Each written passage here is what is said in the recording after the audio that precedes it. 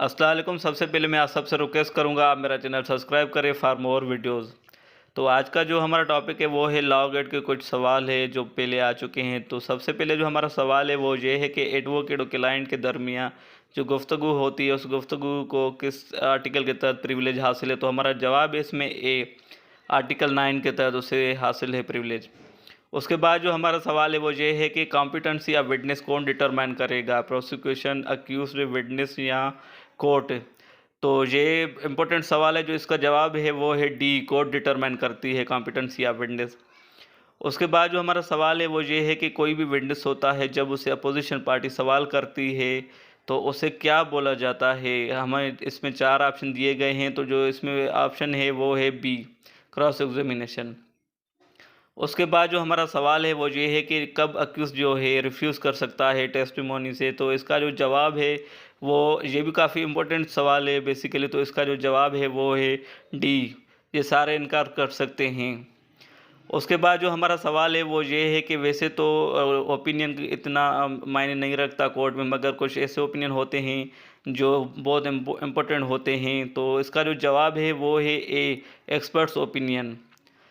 उसके बाद जो हमारा वो सवाल आता है वो ये है कि Veena convention on diplomatic relation were adopted इन। तो बेसिकली किस साल में Veena convention on diplomatic relationship adopt किया गया था। तो इसका जो जवाब है वो है डी। उसके बाद जो हमारा सवाल आता है वो ये है कि universal declaration of human rights was adopted इन किस साल में जो है कि इसे एडॉप्ट किया गया था। ये भी काफ़ी टेस्ट में आ चुका है। तो जो इसका जवाब है वो है बी, 1948। उसके बाद जो हमारा सवाल है वो ये है कि जो हमें ऑप्शन दिए जाएंगे कि कौन सा वो इसमें है जिसके थ्रू सेटलिंग स्टेट डिस्प्यूट से स्टेट के दरमियान सेटल होते हैं। तो इसका जो जवाब है वो है ए। उसके बाद जो हमारा सवाल है वो ये है कि जो एडवोकेट है वो क्या यूज़ नहीं कर सकता है। वो ये अगर वो प्रीवियस जज था तो वो ये यूज़ नहीं कर सकता अपने लेटर बोर्ड में, साइन बोर्ड में, विजिटिंग कार्ड में। जो इसका जवाब है वो है ए। उसके बाद जो हमारा सवाल है वो ये है कि ट्रस्ट जो है वो कब बनाया जाता है। तो जो इसका जवाब है वो ये है ए, मतलब कि लाइफ टाइम में जो है वो ट्रस्ट बनाया जाता है। उसके बाद जो हमारा सवाल है वो ये है कि कोई भी फाइनेंशियल मैटर्स होते हैं, फ्यूचर ऑब्लिगेशन होती है, उसे रिटर्न में लाते हैं हम। जब वो इंस्ट्रूमेंट अटेस्टेड होता है तो कितने बंदे चाहिए। तो उसका जवाब है 2 लोग चाहिए, या 1 लोग चाहे 1 हो। उसके बाद जो हमारा सवाल है वो ये है कि लोकस स्टैंडी का क्या मतलब है। तो इसका जो मतलब है बेसिकली जो हमें ऑप्शन दिए गए हैं उसमें इसका जो जवाब है वो है ए। उसके बाद जो हमारा सवाल है वो ये होता है कि मतलब कि जब हमें उसी कोर्ट में रेमेडी चाहिए सेम कोर्ट में, तो जो वो उसमें हम किस चीज़ में जाएंगे, अपील में, रिवीजन में, रेफरेंस में। तो जो इसका जवाब है वो है डी, रिव्यू में जाएंगे। उसके बाद जो हमारा सवाल है वो ये है कि जो काफ़ी टेस्ट में आ चुका है, लेट हो, गेट हो, सारी टेस्ट में हर साल आता है, मैग्ना कार्टा कब साइन हुआ था। जो इसका जवाब है वो है सी।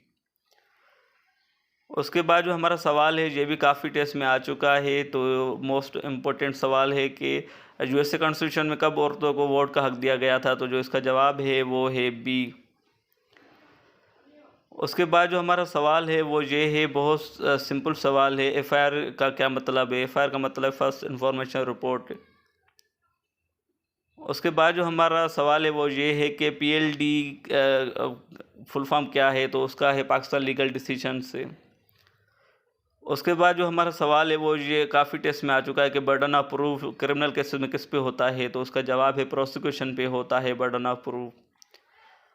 उसके बाद जो हमारा सवाल है वो ये होता है कि बिग फोरम फॉर अपील इन पाकिस्तान। तो उसका जो जवाब है सुप्रीम कोर्ट ऑफ पाकिस्तान, क्योंकि सबसे बड़ी वही कोर्ट है। उसके बाद जो हमारा सवाल है वो ये है कि जजमेंट डेटर कौन होता है। तो जो इसका जवाब है against home judgment is made. उसके बाद जो हमारा सवाल है रिमांड कोर्ट मीन्स क्या होता है। इसका मतलब है जब भी कोर्ट नीचे वाली कोर्ट को केस वापस भेजती है तो हम उसे रिमांड कहते हैं। तो आप सबसे रिक्वेस्ट करूंगा आप मेरा चैनल सब्सक्राइब करें फॉर मोर वीडियोस।